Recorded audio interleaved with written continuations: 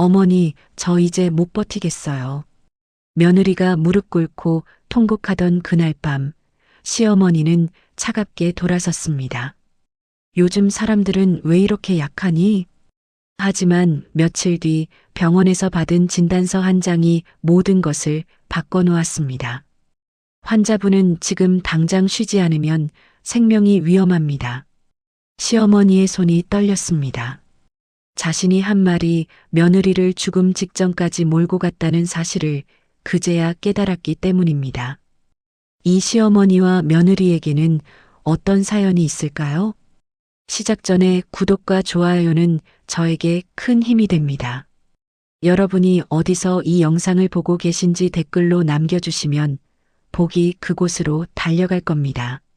새벽 5시 알람보다 먼저 눈을 뜬 며느리 수지는 조용히 이불을 갰습니다. 옆에서 깊이 잠든 남편을 깨우지 않으려 숨소리조차 조심스러웠습니다. 부엌으로 향하는 복도는 어둡고 냉기가 가득했습니다. 수지는 무릎이 시큰거렸지만 참았습니다.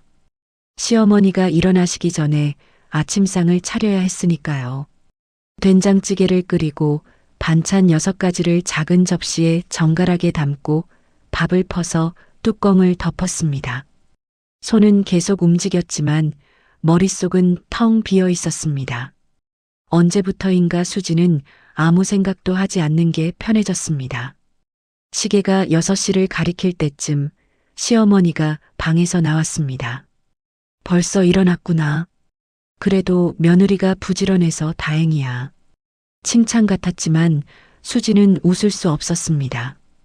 그 말 속에는 당연히 그래야 한다는 무게가 숨어 있었으니까요. 아침을 차리고 아이를 깨워 유치원 보내고 설거지하고 빨래 돌리고 청소하고 점심 준비하고 장 보러 나가고 하루가 어떻게 지나가는지 수지는 기억조차 못했습니다. 저녁 무렵 거울에 비친 자신의 얼굴을 보고 수지는 깜짝 놀랐습니다. 눈 밑에 시커먼 다크서클, 핏기 없는 입술, 움푹 들어간 볼. 이게 35살 여자의 얼굴일까요? 괜찮아, 조금만 더 버티면 돼. 수지는 거울 속 자신에게 속삭였습니다. 하지만 그 목소리는 너무 작고 떨렸습니다. 일주일이 지나고 열흘이 지나고 한 달이 지났습니다. 수진의 몸은 점점 무거워졌습니다.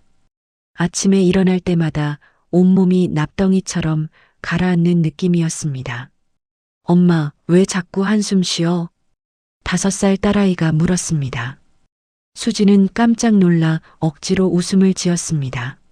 아니야, 엄마 괜찮아. 우리 예쁜 딸 유치원 재밌었어? 아이는 고개를 갸웃거렸지만 곧 자기 이야기를 쏟아냈습니다. 수지는 대답하면서도 머릿속이 하얗게 지워지는 느낌이었습니다. 그날 저녁 식탁에서 시어머니가 말했습니다. 수진아, 요즘 반찬간이 좀 싱거운 것 같아. 내 입맛엔 좀 더 짭조름해야 하는데. 수지는 고개를 숙였습니다. 죄송해요, 어머니. 다음부턴 신경 쓸게요. 그래, 며느리가 집안일 하는 게 당연한 거지만 그래도 정성을 담아야지. 그 말을 듣는 순간 수진의 가슴 한쪽이 무너져 내렸습니다. 정성을 안 담은 게 아니었습니다. 온 힘을 다해도 부족하다는 말이 자꾸만 따라왔습니다. 밤에 남편 민수가 들어왔을 때 수지는 조심스럽게 말했습니다. 여보, 요즘 내가 좀 힘들어서 그러는데. 응? 뭐가 힘들어? 오늘 회사에서 난리 났어. 상사한테 혼나고. 민수는 자기 이야기만 하다가 금방 잠들어 버렸습니다. 수지는 천장을 바라보며 눈물을 삼켰습니다. 나만 이상한 걸까? 다른 사람들은 다 잘하는데. 어느 토요일 오후였습니다. 수지는 거실 소파에 앉아 있었습니다. 몸을 움직일 힘이 하나도 남지 않았습니다. 시어머니가 부엌에서 나오며 말했습니다. 수진아, 점심은? 어머니 죄송한데 오늘은 제가 좀 뭐? 토요일인데 남편이랑 애 밥은 챙겨야지. 수진의 입술이 바르르 떨렸습니다. 참았던 말들이 목구멍까지 차올랐습니다. 어머니, 저 정말 너무 힘들어요. 그 말이 나오자 눈물이 쏟아졌습니다. 수지는 손으로 얼굴을 가렸지만 멈출 수 없었습니다. 시어머니는 팔짱을 끼고 서서 한숨을 내쉬었습니다. 요즘 젊은 사람들은 왜 이렇게 약하니? 나는 너 나이 때 시집살이 얼마나 심했는데. 그래도 이 악물고 버텼어. 애 키우고 집안일하는 게 뭐 그렇게 힘들다고 그래. 그 말은 칼처럼 날카로웠습니다. 수진의 가슴에 꽂혀 피를 흘리게 했습니다. 어머니, 저도 버티고 있어요. 정말 열심히 하고 있는데. 열심히? 열심히 하는 사람이 그렇게 자꾸 힘들다고 해? 마음이 약한 거야. 수지는 더 이상 아무 말도 할 수 없었습니다. 고개를 떨군 채 눈물만 뚝뚝 떨어뜨렸습니다. 그날 밤 수지는 화장실에 혼자 앉아 소리 죽여 울었습니다. 거울 속 자신은 완전히 무너진 사람처럼 보였습니다. 월요일 아침 수지는 일어나려다 그대로 주저앉았습니다. 다리에 힘이 하나도 들어가지 않았습니다. 어지러워. 방이 빙글빙글 돌았습니다. 숨을 쉬려 해도 공기가 목구멍까지만 오고 폐로 내려가지 않았습니다. 여보, 여보. 수지는 간신히 목소리를 냈고 민수가 황급히 뛰어왔습니다. 수진아, 왜 그래? 얼굴이 왜 이렇게 하얘? 숨이 안 쉬어져. 민수는 부랴부랴 수진을 차에 태우고 병원으로 달렸습니다. 시어머니도 급히 따라 나섰습니다. 응급실에서 의사가 여러 검사를 진행했습니다.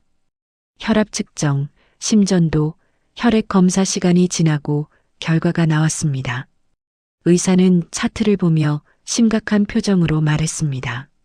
환자분은 극심한 스트레스와 만성 피로로 인한 우울 증세를 보이고 있습니다. 코르티솔 수치가 비정상적으로 높고 면역력도 현저히 떨어져 있어요. 민수가 물었습니다. 그게 심각한 건가요? 지금 당장 치료하지 않으면 더 큰 문제로 이어질 수 있습니다. 정신적 스트레스가 신체를 완전히 망가뜨리고 있어요. 환자분은 쉬어야 합니다. 절대적인 휴식이 필요합니다. 시어머니는 멀뚱히 서서 그 말을 들었습니다. 뭔가 가슴속이 답답한 듯 표정이 굳어 있었습니다. 민수는 떨리는 손으로 진단서를 받았습니다. 거기엔 중증 스트레스 장애, 우울 증세, 만성 피로 증후군이라는 단어들이 적혀 있었습니다. 집으로 돌아오는 차 안은 조용했습니다. 수지는 창밖을 멍하니 바라봤고 시어머니는 뒷좌석에서 아무 말 없이 앉아 있었습니다. 집에 도착하자 민수는 어머니를 거실로 모셨습니다. 어머니, 이것 좀 보세요. 민수는 진단서를 내밀었습니다. 시어머니는 안경을 쓰고 천천히 읽었습니다. 이게 뭐야? 의사 선생님이 그러는데 수진이가 지금 정말 위험한 상태래요. 더 버티면 큰일 난대요. 시어머니는 진단서를 손에 쥔 채 아무 말도 하지 못했습니다. 머릿속이 복잡했습니다. 내가 뭘 잘못한 거지? 하지만 인정하기 싫었습니다. 자신은 며느리를 위해 조언한 것뿐인데 그게 잘못이란 말인가요? 다음 날 병원에서 상담 예약이 잡혔습니다. 의사는 수진과 가족 전체 상담이 필요하다고 했습니다. 상담실에 들어갔을 때 정신건강의학과 전문의가 부드러운 목소리로 말했습니다. 수진 씨, 지금 상태에 대해 솔직하게 말씀해 주세요. 집에서 어떤 일이 있었나요? 수진은 고개를 숙인 채 떨리는 목소리로 이야기를 시작했습니다. 저는 정말 열심히 했어요. 근데 자꾸 부족하다는 말을 들으니까 제가 이상한 건가 싶었어요. 약한 건가 싶었고요. 의사는 고개를 끄덕이며 시어머니를 바라봤습니다. 의사는 차분하지만 단호한 목소리로 말했습니다. 어머님, 며느님이 약한 게 아닙니다. 오히려 너무 강했기 때문에 이렇게 된 겁니다. 시어머니는 눈을 크게 떴습니다. 무슨 소리입니까? 수진 씨는 한계를 넘어서까지 버텼습니다. 보통 사람 같으면 진작에 무너졌을 상황을 몇 달이나 견뎌냈어요. 그게 얼마나 대단한 일인지 아십니까? 의사는 검사 결과지를 펼쳐 보였습니다. 이 수치들을 보세요. 스트레스 호르몬이 정상의 3배입니다. 수면 부족으로 인한 신경계 이상, 영양 불균형, 면역력 저하 이건 단순히 피곤하다는 수준이 아닙니다. 시어머니는 말문이 막혔습니다. 의사는 계속 이어갔습니다. 어머님께서는 요즘 사람들은 약하다고 말씀하셨다죠? 하지만 시대가 다릅니다. 과거에는 참는 게 미덕이었지만 지금은 참는 것만으로는 안 됩니다. 정신과 육체는 분리될 수 없어요. 마음이 아프면 몸도 아픕니다. 시어머니의 손이 떨렸습니다. 가슴속 어딘가가 무너져 내리는 느낌이었습니다. 며느님은 도움을 요청했습니다. 그런데 그 요청이 묵살당했어요. 그게 얼마나 깊은 상처를 남기는지 아십니까?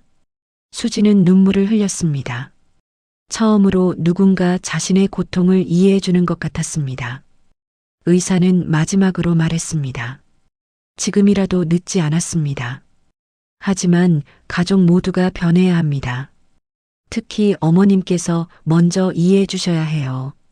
상담실을 나와 집으로 돌아오는 길, 시어머니는 한마디도 하지 않았습니다. 머릿속이 복잡했습니다.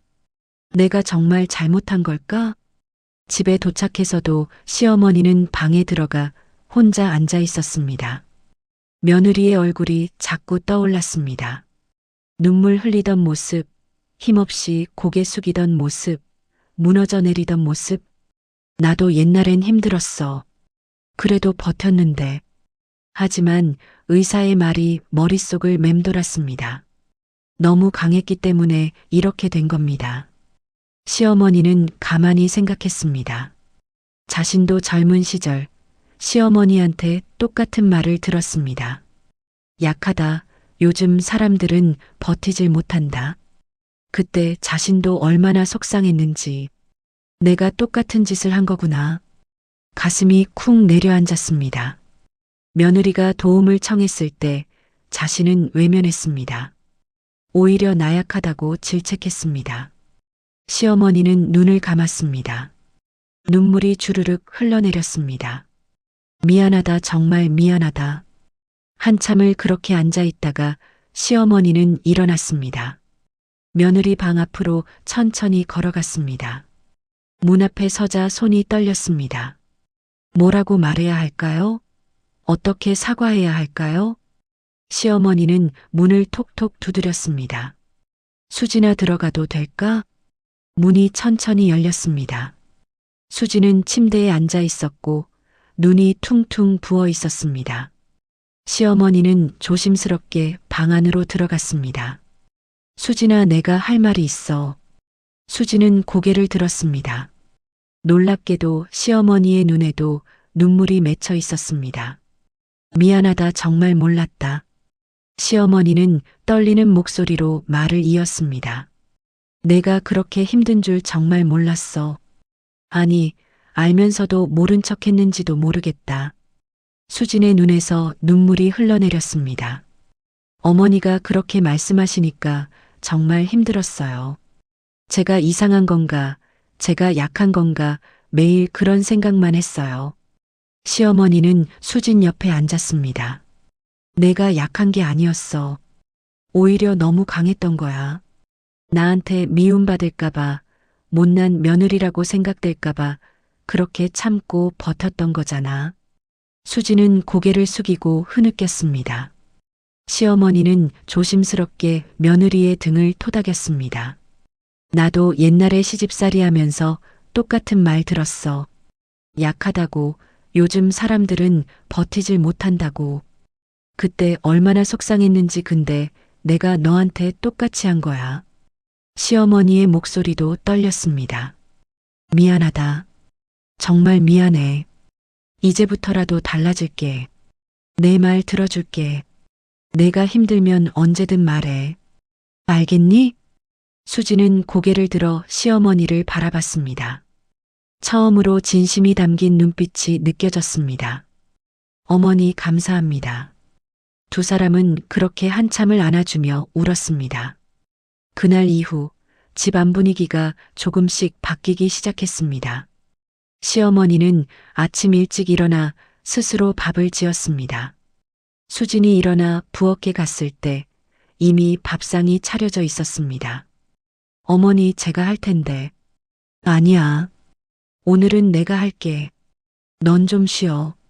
수지는 믿기지 않았지만 고맙다는 말을 했습니다. 며칠 뒤 시어머니는 청소기를 돌리고 있었습니다. 수진이 말리려 하자 시어머니가 웃으며 말했습니다. 괜찮아. 내가 할 수 있어. 너 병원 가야 하잖아. 수지는 눈시울이 뜨거워졌습니다.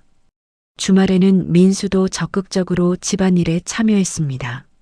설거지하고 아이 돌보고 장 보러 다녔습니다. 여보, 고마워. 당연한 거지. 미안해, 그동안 못 도와줘서. 수진아, 목요일은 내가 쉬는 날로 하자. 그날은 내가 다 할 테니까 내 하고 싶은 거 해. 수지는 깜짝 놀라 물었습니다. 정말요? 그럼 내가 쉬어야 우리도 편해. 안 그래? 시어머니는 환하게 웃었습니다. 수진도 오랜만에 활짝 웃었습니다. 몇 주가 지났습니다. 수진은 병원 치료를 받으며 조금씩 회복하고 있었습니다. 어느 날 저녁 온 가족이 거실에 모여 앉았습니다. 딸아이가 그림을 그리고 있었고 민수는 옆에서 책을 읽고 있었습니다. 시어머니가 차를 내오며 말했습니다. 수진아, 오늘 내 표정 밝아 보인다. 네, 어머니. 요즘 많이 좋아졌어요. 다행이다. 정말 다행이야. 시어머니는 수진 옆에 앉아 손을 잡았습니다. 앞으로도 힘들면 언제든 말해. 혼자 끙끙 앓지 말고. 알았지? 네, 어머니. 이제 말할게요. 두 사람은 서로 바라보며 웃었습니다. 그날 밤 수지는 오랜만에 편안하게 잠들었습니다. 악몽도 없었고 숨이 막히는 느낌도 없었습니다. 꿈속에서 수지는 넓은 들판을 걷고 있었습니다. 바람이 부드럽게 불었고 햇살이 따스했습니다. 누군가 뒤에서 불렀습니다. 수진아. 돌아보니 시어머니가 손 흔들며 웃고 있었습니다. 수진도 손을 흔들었습니다. 더 이상 무거운 짐을 지고 걷지 않아도 됐습니다. 이제 함께 걸을 수 있었으니까요. 며느리의 고통을 약함이라고 부르던 사람은 이제 이 집에 없습니다. 대신 서로의 아픔을 이해하고 함께 짐을 나누는 사람들이 있습니다. 완벽한 가족은 없습니다. 하지만 서로를 위해 노력하는 가족은 있습니다. 수진과 시어머니는 아직도 가끔 의견이 부딪힙니다. 하지만 이제는 대화로 풀어갑니다. 어머니, 이건 제가 이렇게 하고 싶어요. 그래. 그럼 내 방식대로 해봐. 내가 도와줄게. 작은 변화였지만 그 변화는 두 사람의 삶을 완전히 바꿔놓았습니다. 고통을 혼자 삼키지 말고 용기 내어 말하세요. 그리고 누군가 고통을 말할 때 귀 기울여 들어주세요. 그것만으로도 세상은 조금 더 따뜻해질 수 있습니다. 이 이야기가 여러분의 마음에 닿았다면 구독과 좋아요 부탁드립니다. 댓글로 어디서 보셨는지 남겨주시면 감사하겠습니다. 여러분의 응원이 더 좋은 이야기를 만드는 힘이 됩니다.